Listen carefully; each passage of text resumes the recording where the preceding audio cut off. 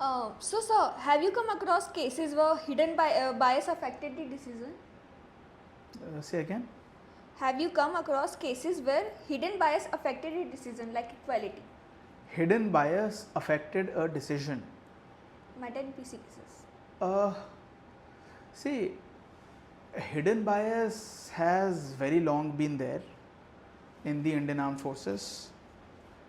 It is this hidden bias, or maybe I would say it is open bias, which is the reason why so many SS officers are not being granted PC.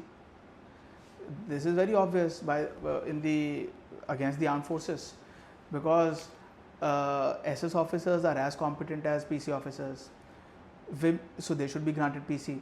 Women officers are as competent as male officers, they should be granted PC. Women officers do the same training. Okay, I'll tell you, when we are at OTA Chennai, because all women officers in the army at least get trained from OTA Chennai. Women officers are not allowed any special additional time for getting ready or for reporting to a particular place. Whereas if you see a woman generally, going by her biological requirements or going by her physiological requirements, she needs a little more time than a man to get ready, to get dressed up for whatever, even though you don't have to really dress up in the during a training, but you have to do certain things for which a woman requires a little more time than a man.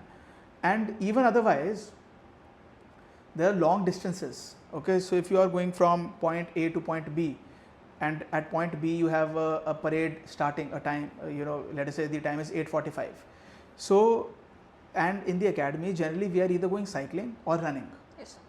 And if, let us say, as a male can cover that distance of, let us say, 1 kilometer. If he is running, he can cover it up in say 5 minutes, for example. Okay, everything is for example. So for covering that 1 kilometer of run, a woman would require, let us say, 6 minutes. Okay. Right? Say 20% more than a male counterpart. Generally speaking, some women may require less time than men, but generally speaking, women, let us say if 100 men are and 100 women are running, most of the men will come ahead of most of the women, right? But so that women are not allowed that extra 1 minute or extra 2 minutes to report to that particular point. And if you get late, you'll be getting punishments.